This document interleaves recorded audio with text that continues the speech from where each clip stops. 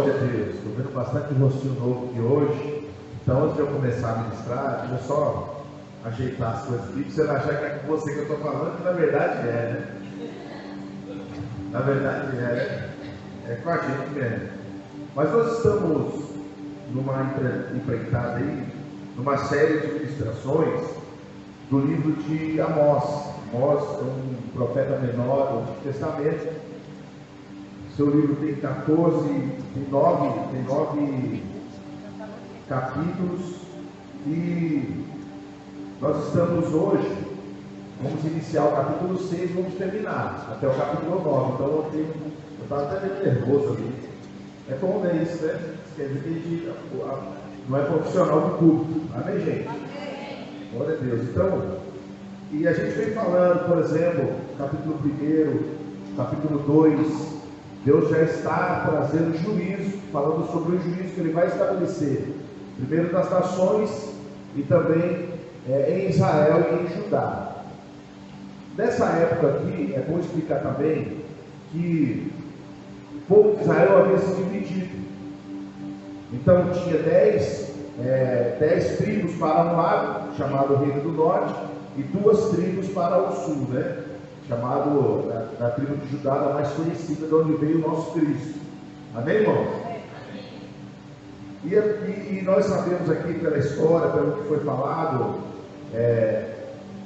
dentro da palavra do Senhor, o tempo, né, de duração em que Deus vem falando com o povo de Israel.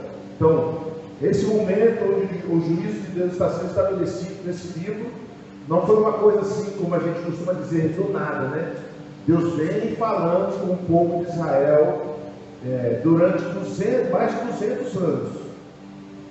209 anos Deus vem falando com o povo de Israel, levantando profetas, né, para poder falar com o povo. Profetas do livro de Isaías, Jeremias, Ezequiel, né? Então, Deus vem falando com o seu povo, Deus vem alertando o seu povo com relação ao pecado que eles estavam cometendo e que Deus traria juízo, porque o pecado, a Bíblia diz que o salário do pecado é o que, gente? A morte.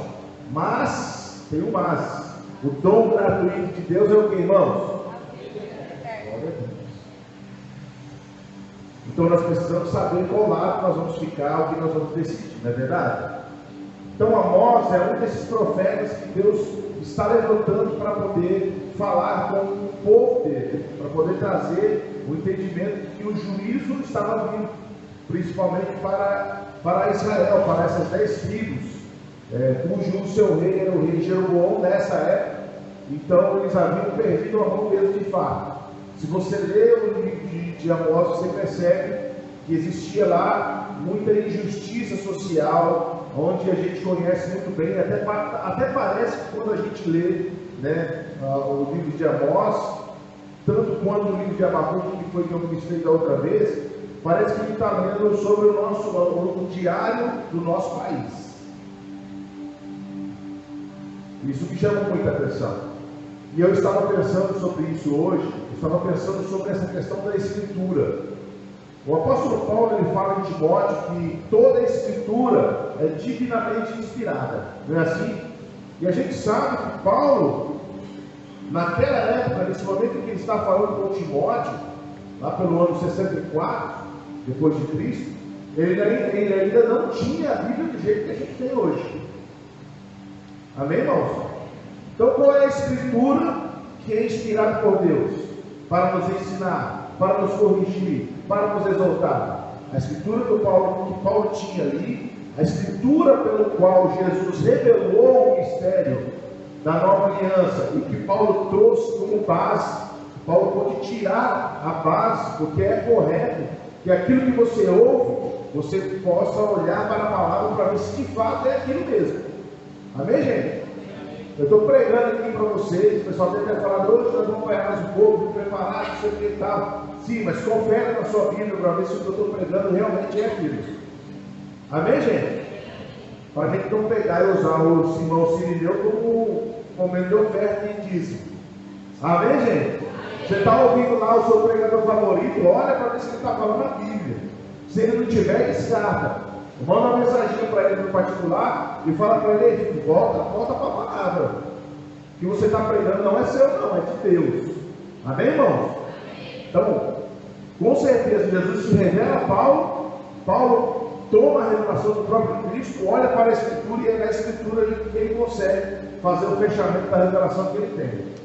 E é por isso que em todas as epístolas do apóstolo Paulo ele vai relatar ou vai fazer menção a alguma Escritura do Antigo Testamento. Amém, gente? Então, nós estamos falando sobre o Amós e Deus vem trazendo repreensão ao seu povo e falando a respeito de um juízo. Diga comigo, juízo. Talvez seja uma das palavras mais faladas, né, nesse livro de Amós. E agora nós vamos falar em Amós capítulo 6. No capítulo 5 nós tratamos a respeito da incoerência. Diga comigo, incoerência. Tratamos a respeito da incoerência entre o culto e a vida das pessoas do povo de Israel. Porque eles tinham uma religião, mas não tinham o Deus da religião. Lembra que a gente até falou do Betel, né? Que é a casa de Deus. Mas quando Jacó é mandado por Deus voltar a Betel, e lá Deus se revela a Jacó, então Jacó ele levanta ali no altar e põe o nome de El Betel, que seja o Deus da casa de Deus. Nós entendemos que muitas vezes nós estamos vindo à igreja, mas nós ainda não chegamos a conhecer o Deus da igreja. Nós estamos frequentando o culto, mas ainda não estamos com relacionamento com o Deus que recebe o culto. Então, existia uma religião, mas uma religião sem Deus. E no capítulo 6, nós vamos encontrar riquezas sem Deus. Um povo que tinha muita riqueza, mas que não tinha Deus envolvido com ela. Até porque a riqueza que esse povo havia adquirido, foi adquirido por meios fraudulentos. Não parece com os dias de hoje, gente? Fala sério. Então eu convido você a dar uma olhadinha no Antigo Testamento e dar uma lida, para você ver que nada é novo. Nada é novo. Nada do que está acontecendo é novo. O homem não inventou uma forma de fraudar as coisas, as regras. Não, uma nova forma não, já está dentro do homem, desde quando o Adão pecou. Mas graças a Deus por Jesus Cristo. E a palavra está nos transformando dia por dia. Você era um pouquinho pior ontem, mas hoje, por causa da palavra, você vai se tornando melhor. E amanhã vai ser melhor que hoje. Depois de amanhã vai ser melhor do que amanhã. E assim sucessivamente. Todos creem assim? Glória a Deus. Então, abra sua Bíblia lá em Amós, capítulo 6. Amós, capítulo 6.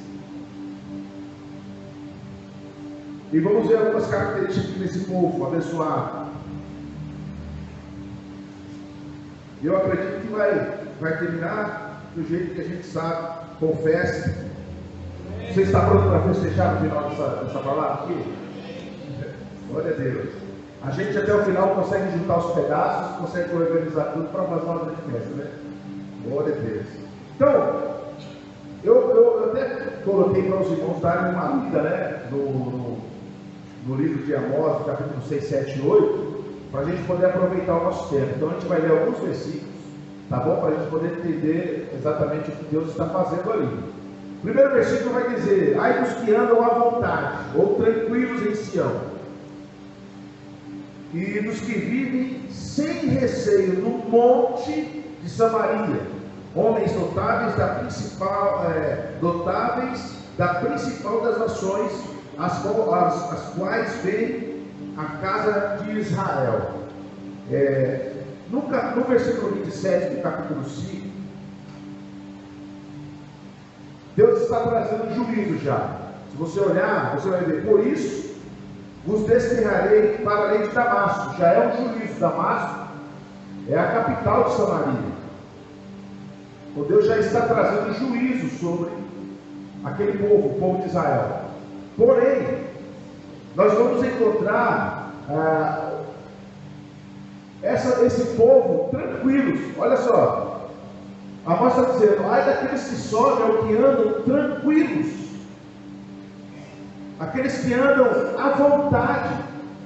Porque existia na mente do povo de Israel uma tranquilidade quanto às promessas e alianças que havia sido feito com Deus.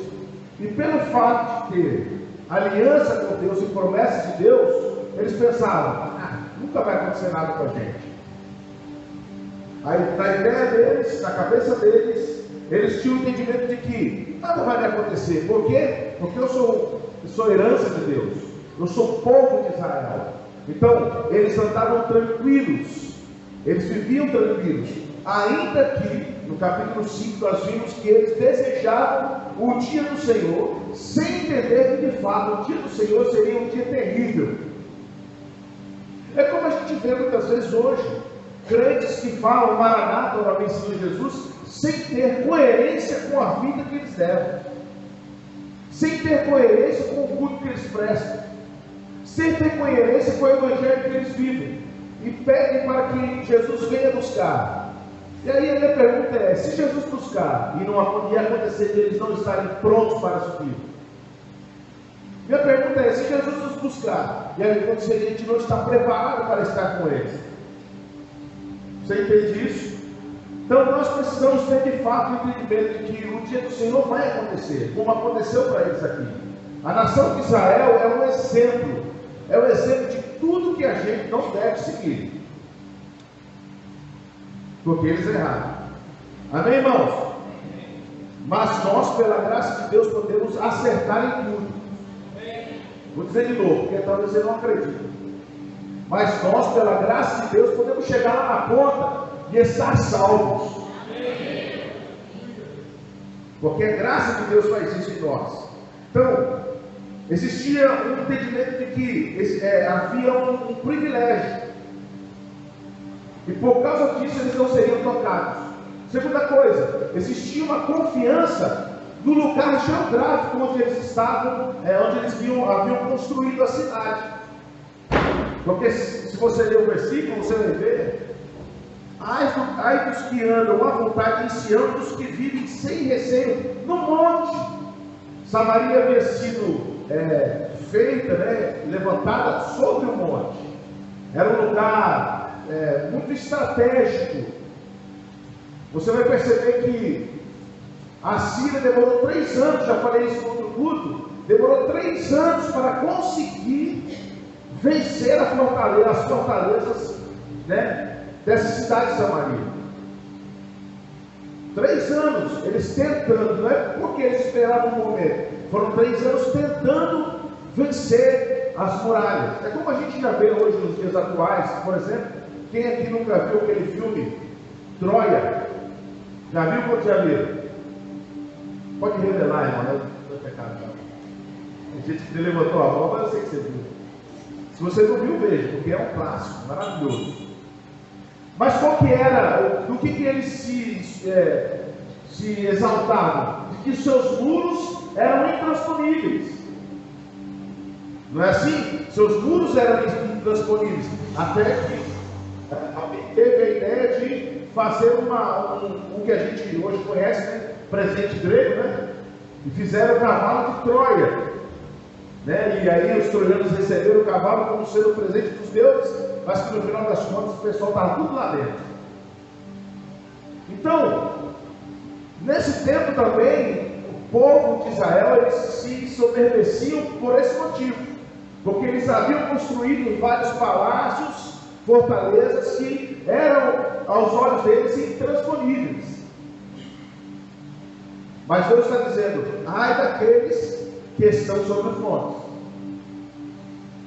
Então você percebe que muitas vezes nós encontramos no nosso cenário atual pessoas que estão amparadas em coisas que para elas é segurança, mas diante do mundo não é segurança nenhuma. Segurança é só no Senhor. Segurança é só de Deus. Amém, irmãos? Essa é a nossa maior segurança. No versículo 3, eu quero ler aqui o versículo 3. Vós que imaginais estar longe o dia mau e fazer chegar ao trono da violência. Então, ó, eles imaginavam essas pessoas pelo fato ou pela posição que eles estavam de que o dia do Senhor estava longe. Aquilo que os profetas pregavam, aquilo que era dito, aquilo que era falado pelos profetas, eles pensavam assim: mas isso aí está longe, não é para o nosso tempo não. Isso aí que eles estão falando aí não é para o nosso tempo não. Isso aí, rapaz, ó, desde o tempo lá, 200 anos atrás, a gente está ouvindo falar essas coisas e nada aconteceu. Rapaz, você acha que vai acontecer agora? Não sei se você assimila com aquilo que a gente ouve hoje, né? O que a gente escuta: Jesus vai voltar.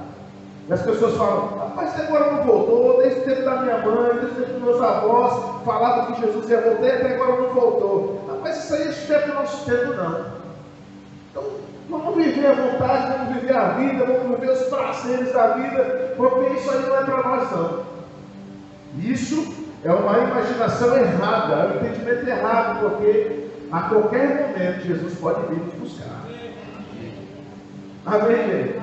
Eu sei que muitas vezes parece, a gente que está pregando aqui, a gente espera que quando se fala da volta de Jesus, a igreja estremeça de tanta celebração. Porque, irmão, eu não sei você, mas viver na terra já não tem mais prazer, porque o sol está tão chato. Não é verdade? Está muito chato. Se não é a igreja do Senhor, a gente se reúne, a gente conversa, a gente ri, a gente fala do amor de Deus. Irmão, até os irmãos estão brincando na internet. Não é verdade? Está ficando chato. Jesus precisa restaurar tudo que Ele vai restaurar. Amém, gente? Então a gente espera, a gente fica pensando, quando a gente falar sobre o Maranata, agora vem Senhor Jesus, a igreja vai saltar, vai pular, vai sair correndo. Às vezes parece, só parece que o pessoal fica triste. Porque Jesus voltando, Ele vai interromper muitos processos, muitos projetos, muitas coisas que a gente faz ali, dizendo: ó, ano tal, vou ter tal coisa, vou fazer tal coisa, vou viajar. Mas eu vou dizer uma coisa: Paulo diz assim, ó, que estar com Cristo é incomparavelmente melhor. Então, a gente não imagina, irmão, a gente não consegue mensurar, a gente não consegue medir com os nossos sentimentos o que é estar diante dele, o que é olhar para ele, seu olhar cheio de amor. Aleluia, ver aquele Cristo ressurreto, aquele que ressuscitou, que venceu a morte, que agora está nos recebendo junto com o Pai. Não tem nada melhor do que isso. Aleluia, glória a Deus, nada é melhor. Então, eles tinham na sua cabeça de que esse tempo não ia acontecer. Eu vou dizer para você: cuidado, cuidado, irmãos. Quando você vê essas coisas, esse tipo de argumento chegando até você, cuidado, para que a sua fé não esfrie, né? A própria, um dos evangelhos fala, que eu não lembro qual é agora: quando vier o Filho do Homem, achará fé na terra. A minha vai achar. E a sua? E a sua, irmão? E a sua, irmão? E a sua, jovem? Aleluia! Ele vai achar a minha. Em nome de Jesus, eu vou permanecer até lá, irmão. Amém? A gente se explorando um no outro, nós vamos juntos até o final, não é não, Paulinho? Em nome de Jesus, glória a Deus. Outra coisa que eu acho interessante é que eles estavam tão ocupados em ver as glórias, né, que eles haviam levantado. Eles estavam tão ocupados em ver as coisas que eles tinham feito. Olha o versículo 4, diz assim, ó: que dormis em camas de marfim, olha, e vos espreguiçais sobre o vosso leito, e comeis cordeiros do rebanho e os bezerros do cevadouro, que cantais à toa ao som da lira, e inventais, como Davi, instrumentos músicos para vós mesmos, que bebeis vinho em taças e vos ungis com o mais excelente óleo, mas não vos afligis com a ruína de José. Olha, que coisa séria. Eles estavam vivendo, irmão, o top de igreja, né? Prosperidade plena. É o cristão que chegou lá e disse: todo mundo que não está aqui a essa altura está em pecado. É o crente que adquiriu riquezas e que olha para baixo e diz: olha, você não está bem não. Tua fé não está muito boa, porque você não está conquistando coisas. Tua fé não está tão boa porque você está passando dificuldades e sabe que a gente só pode sofrer por causa do Evangelho, mas por outro tipo de coisa não pode sofrer. Olha, irmãos, ontem eu fui no mercado e gastei, acho que foi R$500. Eu trouxe acho que 15 sacolinhas. Para quem que está suave? Tem alguém que está bem tranquilo assim, ó, já rapaz, eu estou vivendo assim, ó, estou andando aqui, ó. Tem nada aqui, eu estou tranquilo. Possivelmente, irmão, talvez na igreja 1 ou 2, que talvez seja empresário, esteja mais tranquilo, mas as coisas não estão baratas. Não é verdade, gente? Então, existe um pensamento equivocado em que a gente nivela a vida cristã por meio daquilo que a gente possui. E você não é, vou dizer de novo, você não é o que você tem.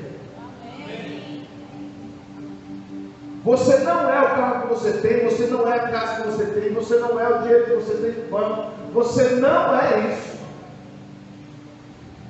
Você é aquilo que Deus disse que você é.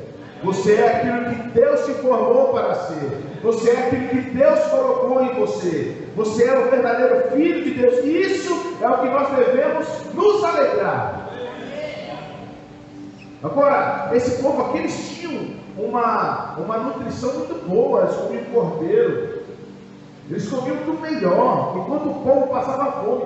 Essa é a história. O povo passava fome e alguns ou outros comiam do melhor. Eles se deitavam, se espreguiçavam. Era assim uma coisa. Eles foram tão profundos que eles inventaram, como Davi. A Bíblia diz em Crônicas que Davi inventou, só ele, sozinho, 4.000 instrumentos. Mas os instrumentos que Davi inventou foi para louvor e adoração de Deus. Esse povo inventou instrumentos para eles mesmos. Eles inventaram instrumentos para cantar as suas próprias músicas, enquanto enchiam as suas barrigas. Eles estavam tão ocupados olhando para tudo que eles haviam feito, que haviam se esquecido de que Deus chamou Israel para ser um reino de sacerdotes. Deus chamou a igreja para ser um reino de sacerdotes.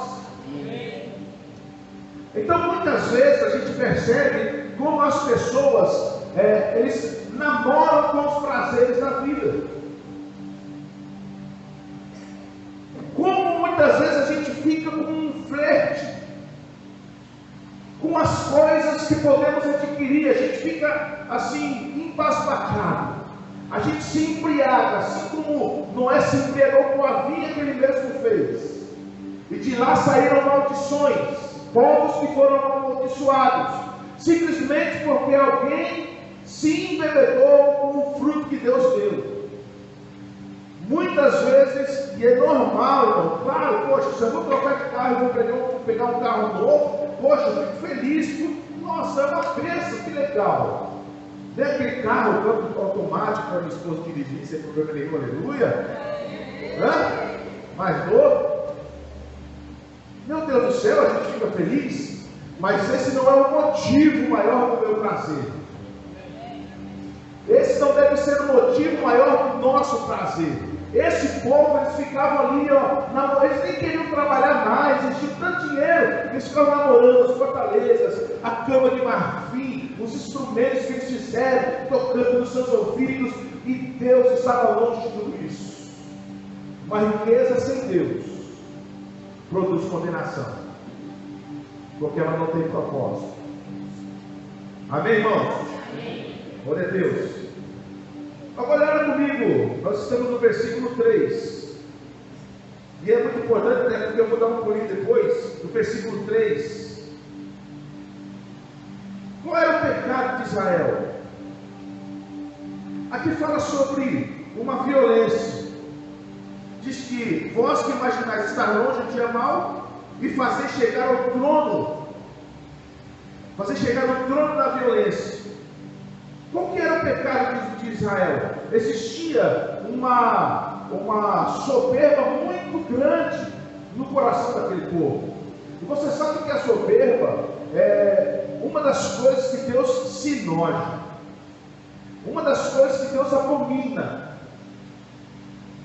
Eles trouxeram para eles a violência humana. De que forma? Olha o que parece nós temos. Eles compravam juízes, isso a gente falou tudo lá para trás. Eles compravam juízes corruptos, eles subornavam tribunais injustos, eles oprimiam economicamente os pobres, e eles sufocavam a voz daqueles que eram mais fracos. Isso Deus considera como violência. Diga comigo, violência. A gente pensa que Deus não está vendo. A gente pensa que Deus não olha para o Brasil. Deus está olhando para o Brasil. Deus está olhando para esse povo, assim como está olhando para a China, assim como está olhando para qualquer outro país, Estados Unidos, qualquer outro. Deus está olhando. E sabe, vai chegar um dia em que o juízo de Deus vai ser estabelecido. A gente pensa que o juízo de Deus ficou para trás quando veio Jesus, e muitas vezes nos abraçamos a isso que tem sido pregado, a hipergraça, né? E pensamos que Deus ele deixou de praticar o seu juízo. Muito pelo contrário, existe uma doutrina bíblica chamada juízo eterno. Hebreus capítulo 6 fala sobre 6 doutrinas, e a última dela é a juízo eterno. Irmão, o juízo de Deus ainda vai acontecer. Mas não precisa ficar com medo não, porque nós vamos estar com Ele. Não fique com medo não. Juízo é para quem anda em condenação, mas para nós que fomos salvos pelo Senhor, fomos libertos por Ele naquela cruz, nós estaremos juntos com Ele, irmão. Aleluia. Não precisa andar com medo. Não precisa andar preocupado, porque nós vamos estar com Ele. Deixa eu dar uma puladinha aqui e mostrar. Tiago capítulo 8, abre lá por favor, irmão Rafael. Tiago capítulo 4, versículo 8. Versículo 6. Tiago 4 e 6.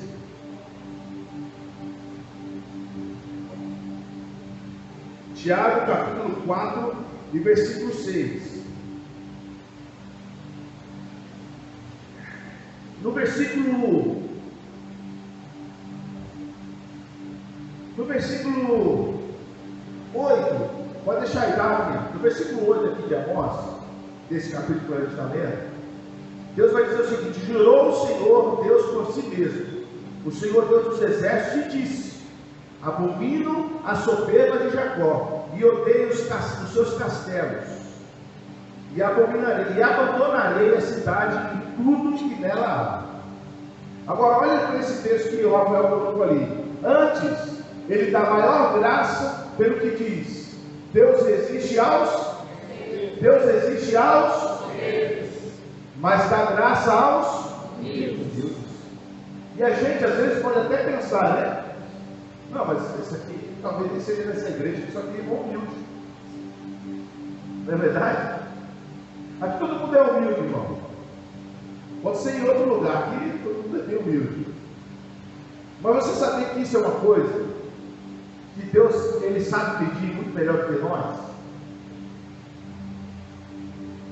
Pode ser que você está aí, você está no seu canto, está olhando para mim aqui, dizendo: rapaz, estou te pregando aí.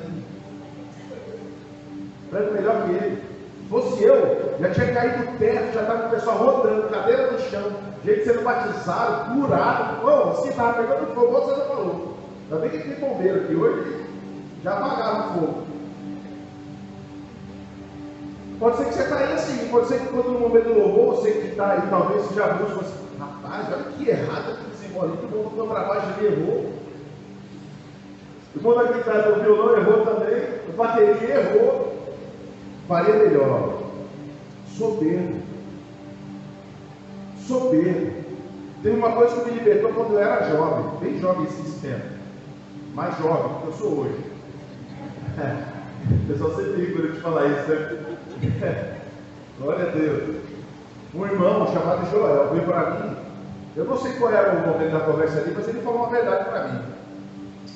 Ele falou assim: cara, eu percebi que você é bem soberbo, né? Eu era um moço. Eu falei: uau, que é isso, Joel? Ixi. Eu nunca esqueci isso, irmão. Nunca esqueci. Porque com certeza Deus cravou aqui no meu coração para que eu não virasse uma pessoa soberba. E eu estou sendo tratado até hoje. Eu não sei se eu consigo pedir onde eu sou soberbo ou não. E você também não sabe. Ou se você sabe, está na hora de você colocar diante de Deus isso. Porque Deus abomina. Agora, se Deus ele resiste a soberba, irmão, Romanos 8,31 diz o seguinte: se Deus é por nós, agora você imagina, se Deus é por nós, quem será contra nós? Imagina Deus sendo o seu inimigo. Porque ele está dizendo que Deus resiste ao soberbo.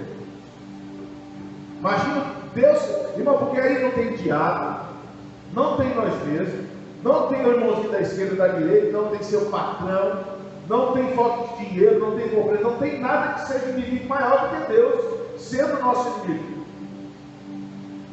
Não tem inimigo maior do que Deus estando do outro lado. Por isso eu preciso me certificar de que eu sempre estou com a vida humilde diante do Senhor. Me submetendo à vontade de Deus, me submetendo à obediência de Cristo, entendendo a sua vontade sobre mim, para não me tornar soberbo. Porque se eu me tornar soberbo, Deus muda de lado. Amém ou é de mim, irmão? Amém. E eu quero Deus do meu lado. Quantos querem Deus do seu lado aí? Amém. Então a gente precisa deixar de ser soberbo. Às vezes um casal, a mulher, o marido, tem soberba. Às vezes nesse relacionamento não há soberba. Mas eu vou te falar uma coisa, irmão. Você pode ser como Naamã, ter a armadura e ninguém vê a sua lepra. Mas vai chegar uma hora que Deus vai tirar a sua roupa. Deus vai desvendar esse mistério. Agora você continua rindo, olhando aqui para mim, ninguém vai perceber com você. Aleluia! Isso, meu Deus. Glória a Deus. Amém, gente? Amém. Eu sei que muitas vezes é difícil ouvir, mas também é ruim para eu falar. Som. Voltou. Até o microfone fica com medo. Mas sabe, irmão, Deus tem esse período antes de Jesus voltar para nos consertar. Depois que isso acontecer, já era. Então Deus está tratando com o seu povo hoje. Está pensando que essas pregações que a gente vê muitas vezes são parte talvez da vida de alguma igreja ou de algum pastor, mas essas coisas tão bonitinhas de Jesus, maravilha do céu, pão doce que veio do céu, você é uma belezinha, irmão, isso não te ajeita não. Deus te trouxe aqui hoje, Deus trouxe você aqui hoje para ouvir isso. Deixe de ser soberbo, aceita a correção do Senhor, muda a tua vida, muda a tua trajetória, deixa o pecado de lado e volta a servir a Deus. Aleluia. Aleluia. Senão, meu irmão, tem juízo preparado. E eu e você não queremos estar nesse juízo. Amém, irmão? Glória a Deus. Vamos pular aqui um pouquinho. Capítulo 7. Capítulo 7 de Amós, ele vai começar 7, 8 e 9, são 5 visões. 5 visões que Deus dá para o Amós. E é uma série de visões, né? E é interessante, são interessantes as séries aqui das visões, não dá muito aprofundar tanto, mas elas são maravilhosas porque elas vão nos relatar algumas coisas que aconteceram naquele período, o tratamento de Deus, como Deus estava fazendo com aquele povo. A primeira visão, versículo 1, 7:1, Isso me fez ver o Senhor Deus. Eis que ele formava gafanhotos. Quem que formava os gafanhotos? Quem formava os gafanhotos, irmãos? Deus não era o diabo. Você entende? Você entende o que é Deus que está contra você? Deus formava os gafanhotos. Ao surgir o rebento da erva serôdia. E era a erva serôdia depois de findas as ceifas do rei. Por que ele fala das ceifas do rei? Porque o rei tomou o lugar de Deus na colheita. Olha que povo louco que eles estavam fazendo. As primícias não são de Deus, gente. A primícia era para ser levada para o templo. Não é? O que é que Malaquias fala? Você entende Malaquias agora? Né? Trazei todos os dízimos, as primícias, à casa do tesouro. Mas o que estava acontecendo? O rei ia lá e pegava. Ó, que bonitão. O jorobão do bicho. Ele ia lá e pegava o que era de Deus. Ele pegava. Então Deus falou: ah, é? Vai vir gafanhoto. Estou formando gafanhoto. Agora sim, essa praga dos gafanhotos é uma praga que era recorrente. Eu gostaria que o Rafael colocasse Joel, capítulo 2, versículo 25. Joel 2, 25. Vamos ler rapidinho. Se você estiver anotando, é anota. Olha esse versículo aqui, que é uma música do Kleber Lucas, né? Restituir-vos-ei os anos que foram consumidos pelo quem, gente?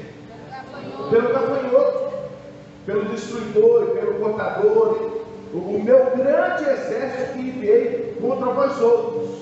Então, era uma coisa que já havia acontecido outras vezes em Israel. Se você ler o capítulo 4, versículo 9 de Amós, vai dizer exatamente isso.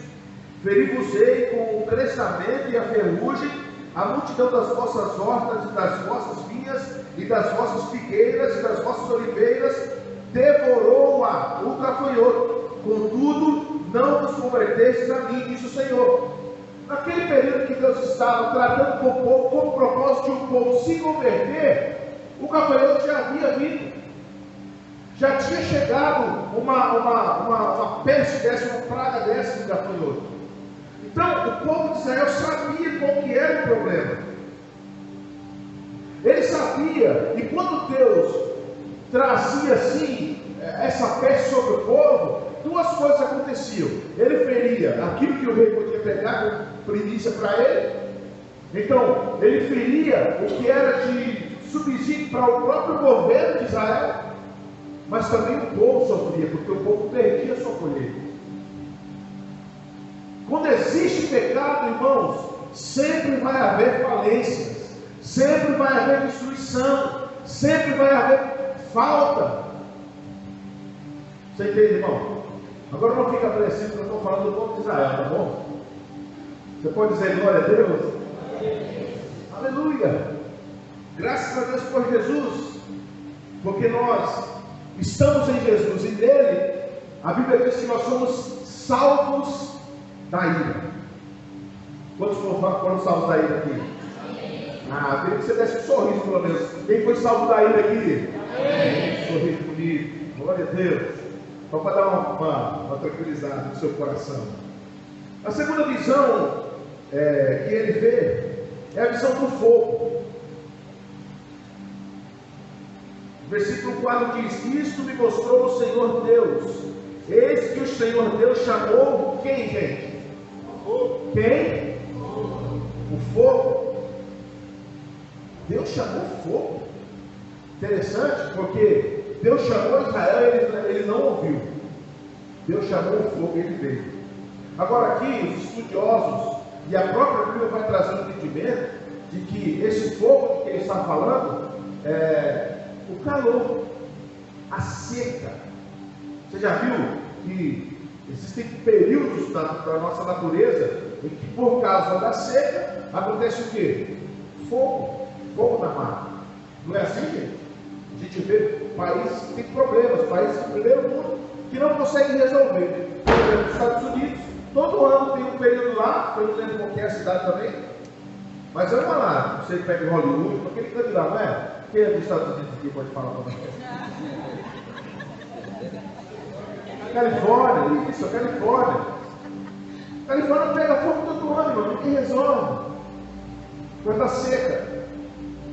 Agora, no capítulo 4, Deus falou também, eu já trouxe isso, vocês não aceitaram. Me lembro uma vez que foi falado, foi anunciado que viria um calor muito forte. Mas era assim, a sensação do calor muito forte. E eu me lembro que eu fui fazer uma viagem para Campinas, aqui na Bosch, e eu peguei uma Ducato, ela tem um espaço menorzinho, né?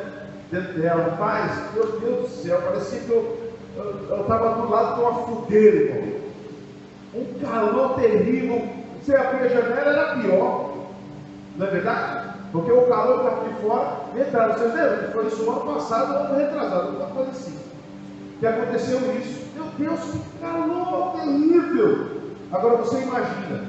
Você lembra que Moisés, quando ele se deparou com a sarça ardente, o problema não era simplesmente a sarça pegar fogo, porque acontecia muito isso. O problema é que a sarça ardia e não se consumia. Aí que foi chamar a atenção dele? Uau! A sarça está ardendo, mas não se consome. Então, agora imagina, Deus dizendo, eu vou trazer o fogo de novo.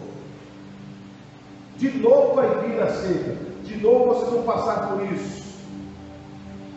E aí, nessas duas visões, a gente vai ver o Amós se levantando como intercessor. Porque ele pede para Deus, não deixa não, perdoa. Porque eles não vão aguentar, a casa de Jacó não vai subsistir. Por duas vezes, pelas duas visões, Amós se levanta para pedir para que Deus perdoe. Agora na terceira visão não teve jeito. Porque a terceira visão é a visão do prumo. Diga comigo, prumo. Quem é pentecostal aqui sabe que quando passa o prumo, hoje a gente ri, né, irmão? Mas na época a gente ficava com ele. Quando se levantava o varão, o profeta, ou a varão, o profeta, dizia, Deus está colocando um prumo aqui nessa igreja hoje. Os jovens da igreja que ficavam tudo assim, pode se esconder debaixo do banco. Porque é o momento onde Deus vai estabelecer juízo. Ele vai medir o padrão. Todo mundo aqui sabe que é um prumo, onde se levanta um muro e o pedreiro ele vai lá colocando o pruminho, né? A visão mais simples que eu tenho de prumo é isso. Ele vai colocando o prumo e fica ali um peso, um negócio mais pesado, que vai vendo se o muro está reto ou está torto. Não é assim? E aí ele vai colocando os blocos ali e tal.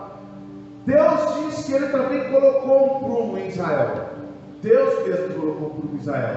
E a questão aqui, irmãos, é que esse prumo que havia sido colocado em Israel, onde a Bíblia vai dizer que Deus havia levantado Israel por meio desse prumo, queria que você lesse comigo. O versículo 7, mostrou-me também isso, eis que o Senhor estava sobre um muro levantado a prumo. Onde Deus estava, gente? Diga comigo, em cima do muro. Esse muro tinha sido levantado a prumo. Agora, por que Deus estava em cima desse muro? Porque o que estava debaixo desse muro, ou sobre o que esse muro tinha sido levantado, eram duas coisas muito importantes do que Deus estava cobrando do povo de Israel. Primeiro, era o seu relacionamento com Deus. Esse muro foi levantado porque Deus tinha relacionamento com esse povo. Em segundo lugar, as leis, a palavra de Deus. A palavra que Deus tinha dado. Eu quero ler com vocês Deuteronômio. Deuteronômio no capítulo 4, versículos 7 e 8. Deuteronômio 4, 7 e 8. Pois que grande nação, Moisés está falando com o povo, pois que grande nação há que tenha deuses tão chegado a si como o Senhor? Que nação que existe? Que Deus, o Deus dessa nação é tão próximo. Nosso Deus, todas as vezes que o invocamos, próximo, por favor. E que grande nação há que tem estatutos e juízos tão justos como toda esta lei que eu hoje vos proponho? sobre essas duas coisas, Deus havia estabelecido Israel. Então é em cima dessas duas coisas que Deus está passando o prumo sobre Israel. E ele diz lá: eu jamais passarei por eles. Aqui não teve jeito, não teve como o Amós se levantar em oração, porque Deus já havia decidido o juízo sobre Israel. Por quê? Porque estava fora do relacionamento e fora da palavra. A gente faz um esforço tão grande, irmão, para não se aproximar da palavra. Se eu perguntar aqui, eu não quero que você responda: quantos de nós lemos a palavra hoje, meditamos na Escritura? A porcentagem da igreja não é tão grande, porque nós não damos a atenção devida à Escritura. Nós não nos debruçamos para entender os estatutos de Deus sobre a nossa vida. E é em cima da palavra, do relacionamento com Deus, que Deus vai cobrar a sua igreja também. Então, quando nós falamos, precisamos ler a Escritura, os jovens ali, gente, baixa o aplicativo, vamos lá todo dia, vamos ler, vamos dar um jeito de a gente se envolver com a palavra de Deus. A gente não está fazendo isso por ser uma moda, não está fazendo isso porque é bonito, nem para apresentar um número para o mundo, dizer: olha, na minha igreja 100% dos cristãos, eles leem a palavra todos os dias. Não é para isso, não é para isso, é porque a palavra de Deus é viva e eficaz. É porque a palavra de Deus é espírito e vida. É porque a palavra de Deus é ela que vai nos colocar no prumo de Deus. E Deus vai passar o prumo sobre nós e vai dizer: é isso mesmo, está tudo certo. É a palavra de Deus que nos liberta, irmãos, de pensamentos errados. É por meio da palavra que fomos regenerados. Glória a Deus, estamos aqui por causa da palavra. Isaías capítulo 55 vai dizer sobre o envio da palavra. E nenhuma palavra que sai da boca de Deus volta para ele vazia. Então Jesus é a palavra de Deus. Ele foi enviado por Deus, e quando ele voltou levando todos aqueles que creram. Vou dizer de novo, irmão. Jesus, quando voltou para o Pai, ele levou todos aqueles que creram. Quantos creram em Jesus aqui? Porque você está sentado aqui como um corpo, mas o seu espírito está escondido com Cristo em Deus. Glória a Deus. Se você tiver dúvida sobre isso, leia Colossenses, leia Efésios, leia Filipenses. Lá está dizendo exatamente o que ele fez por você. Amém, gente? Aleluia. Então que Deus faça um prumo aqui essa noite. Que Deus faça um prumo entre nós aqui essa noite. E por causa da graça de Cristo, irmão, o juízo não virá sobre nós hoje. Então dá tempo de a gente organizar. Ou você está pensando que Deus não ia te pegar na esquina, irmão? Você está pensando que Deus não ia te encontrar? Aprove Deus te trazer nesse lugar. Aprove Deus me colocar para trazer uma mensagem para você dizendo: coloca a tua vida no prumo novamente. Põe no prumo novamente, irmão, porque Deus está passando pelo meio da sua igreja. Eu acredito nisso.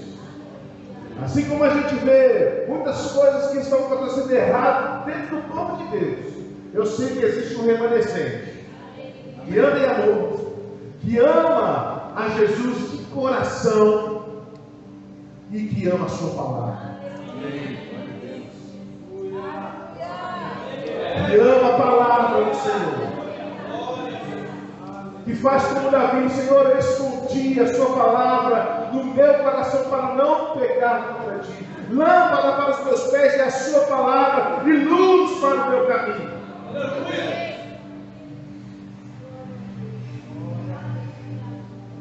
Salmo 119 vai dizer: como purificará o mancebo, o jovem do seu coração. Qual que é a resposta? Observando segundo a sua. Não, irmão, não tem revista do Tititi, não tem, irmão, não tem code, não tem nada disso não. Isso não é só para o jovem, é para todo mundo, irmão. Você fica lá todo dia procurando o seu signo para ver se a coisa vai virar. Não vai virar, irmão. O que vai fazer virar é a palavra de Deus na sua vida, irmão.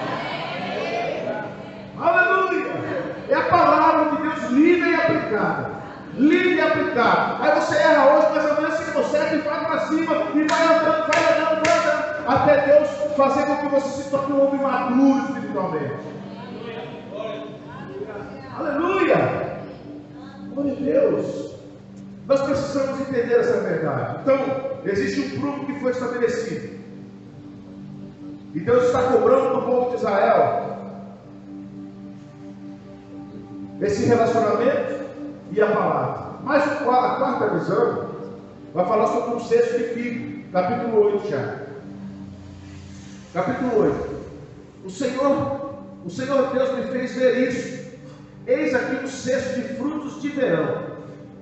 Por que frutos de verão? Porque já estavam amadurecidos.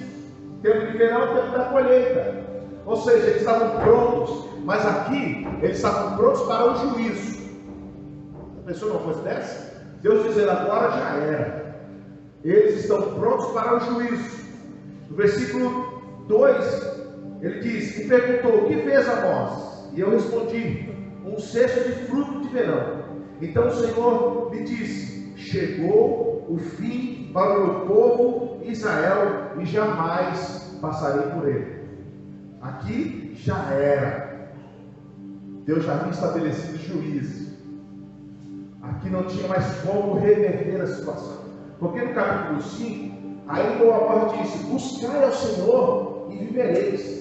Ainda tinha jeito, você entendeu? Ainda tinha como reverter a situação. Aqui já era. Aqui ó, já vejo um cesto de fruto, de figos. Ou seja, não tinha mais jeito de reverter a situação. Não tinha mais como mudar o problema. Até porque Deus havia feito muito por esse povo. Lembra que Deus libertou ele lá do Egito? O mão forte, maravilhoso. O maná veio. E funcionou o maná, caía todos os dias até eles chegarem na terra prometida lá em Judá. Domingo passado. Rapaz, esse coisa está dando, não, estava achando, né? É o inimigo querendo que eu pare de falar. Deus sustentou o povo no deserto. Eu disse para você uma coisa maravilhosa, porque a Bíblia diz que a roupa não diminuía, o sapato não estragava, não faltava pão. Irmão, Deus sustentou. O que Deus disse que ia fazer, Ele fez. Podemos tomar essa palavra para nós também? O que Deus disse que vai fazer, Ele vai fazer, irmão. Aleluia. Glória a Deus. Mesmo assim, Deus levantou profetas, Deus levantou homens, Deus levantou que falassem a palavra, que profetizassem contra Israel. Mas aqui tem um texto que eu estava lendo ele, de longe. E eu estava empolgado esperando que esse texto acontecesse logo, para poder pregar em cima dele, que é o versículo 11. É o versículo 11. Mas eu dei com tudo d'água, porque outra vez, igual aquele texto do capítulo 4 que fala, prepara-te, ó Israel, para encontrar com o Senhor teu Deus. A gente, né, olha, Jesus está voltando, então se prepare, Israel. Não. Deus estava dizendo ali, agora o negócio é comigo, o embate é comigo, eu vou me encontrar com vocês, a coisa vai ser feia. Aqui, versículo 11: eis que vem dias, diz o Senhor, que enviarei fome sobre a terra, não de pão, nem de sede de água, mas de ouvir as palavras do Senhor. Aleluia! Agora, irmão, aqui, quando Deus está dizendo isso aqui, é porque Ele tem mais tempo. Eles têm fome, mas não vão ser saciados. Essa fome que existia pela palavra é porque eles deixaram passar o tempo. Agora Deus não vai falar mais. Esse é o perigo, irmão. Um juízo de Deus tão grave é como Deus diz: não falo mais.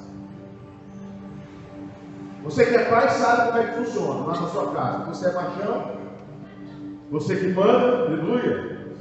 E quando você fala para o menino, ó, se fizer de novo, fala mais nada, hein? Não é assim? Se fizer de novo, é assim, olha o rabo lá, está com medo errado. Vai pegar você.